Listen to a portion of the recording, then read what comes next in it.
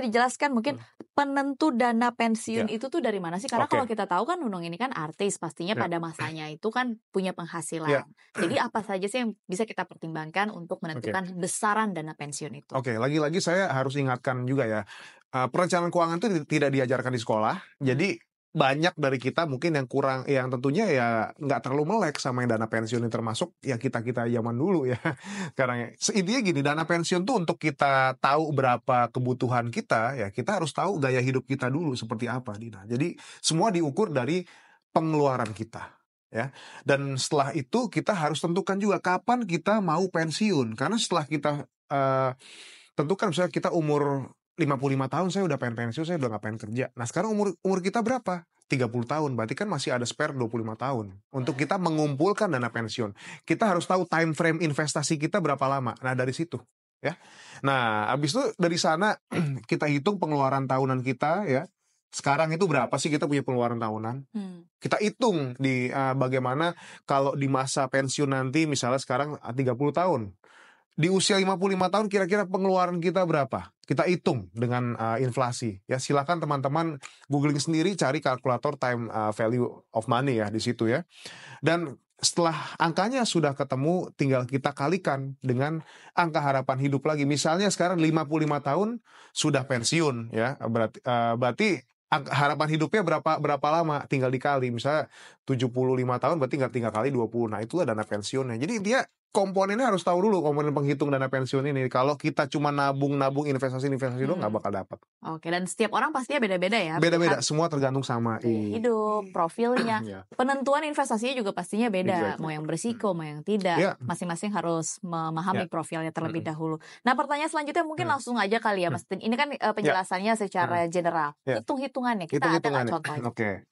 Ini coba ya, saya melakukan perhitungan kalau kita mau nabung sendiri, teman-teman. Tadi kan sempat diceritain, Dina, kayak terlalu berat banget kalau kita nabung dana pensiun, kayaknya nggak bakal selesai-selesai gitu. Butuhnya belum rumah segala macam. Oke, sekarang kita buat perhitungan seperti ini ya. Balik lagi teman-teman, ini sifatnya adalah asumsi ya.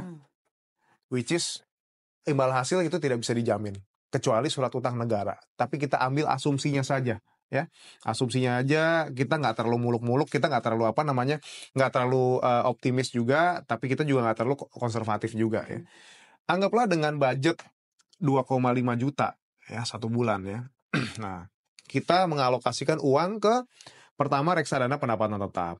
Terus abis itu ada reksadana indeks saham, dan kita alokasi ke saham blue chip yang kita beli secara DCA atau dollar cost averaging, jadi berkala. Ya. Dan anggaplah misalnya ya, reksadana pendapatan tetap itu setahunnya imbal hasilnya sampai 7%. Ya. Sementara reksadana indeks saham kita bisa sampai 10%. Dan saham blue chip kita ya plus dividen dan lain sebagainya bisa 15% setahun. Anggaplah ini semua sifatnya konsisten. Ya. 1 juta ke sini, 1 juta ke sini, 1 juta ke sini. Maka dalam waktu 20 tahun yang akan datang, segini yang kita dapat dari RDPT, segini kita dapat dari indeks, dan segini yang kita dapat dari saham blue chip. Nah, kalau total jadi 2,1 M. Cukup? Ya. Untuk pensiun ya, sih. Tergantung. Ini harga yang angka yang lumayan. Angka yang lumayan besar. Tapi balik lagi ya, ini semuanya yang saya bilang tadi ini adalah asumsi ya. Balik lagi, ini adalah ilustrasi. Jadi tidak bisa dijamin pasti segini. Oh, saham blue chip pasti segini ya nggak tahu juga gitu. Cuman kan asumsinya biasanya dari datanya kan seperti itu. Anggaplah kita di atas 10% lah di situ. Kita bisa dapat segini. Nah, anggaplah sekarang kalau misalnya ya, sumber dana pensiun itu sebetulnya nggak cuma dari ini, teman-teman. Ini nabung sendiri. Barangkali teman-teman punya JHT, BPJS TK yang nggak pernah dicairin. Ya misalnya, sebetulnya ini kan bisa dicairin kalau kita kena layoff gitu ya, kena kehilangan pekerjaan, kita bisa cairkan itu. Terus habis itu ada lagi teman-teman mungkin punya juga buka akun DPLK juga, biar saya juga ada kesadaran deh buat nabung dana pensiun di luar dari investasi kita sendiri ya.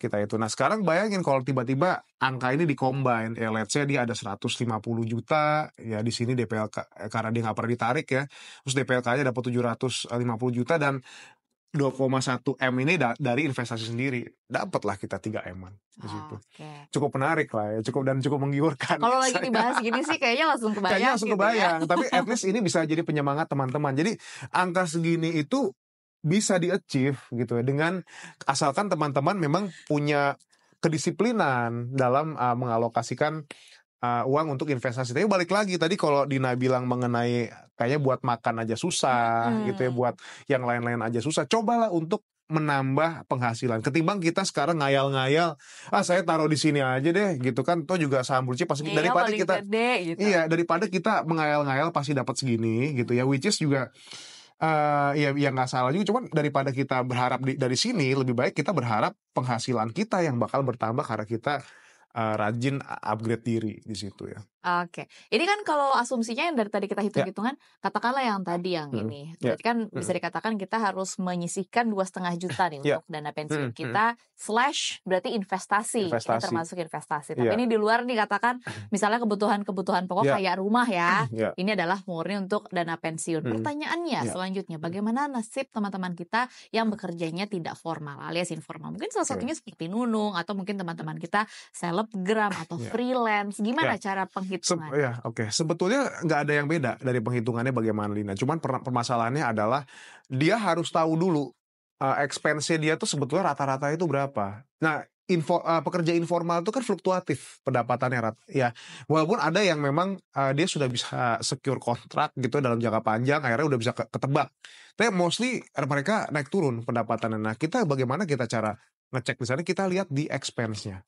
Kalau daily expense-nya dia sudah ketemu pattern-nya, mungkin satu bulan berapa? Satu bulan mungkin 10 juta, ada yang 12 juta. Dirata-ratakan aja selama 3 bulan berapa. Lalu kita tinggal hitung dari segitu kemampuan menabungnya berapa. Biasanya kemampuan menabung itu minimalnya ya 10% dari penghasilan, dari income ya.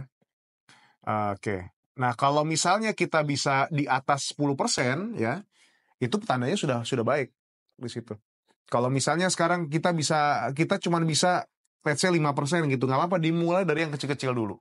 Ya, dimulai dari yang kecil-kecil dulu lah, makin lama makin naik, dan makin bertambah pendapatan kita. Seharusnya saving ratio itu yang uangnya kita alokasikan untuk menabung dan investasi harusnya semakin besar. Jangan malah pengeluaran lifestyle yang besar.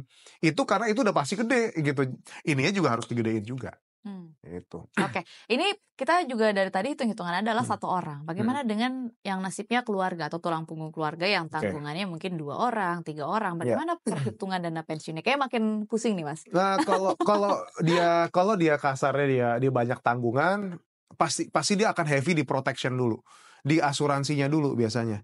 Di jaminan kesehatannya dia harus bisa mencukupi, harus bisa membeli jaminan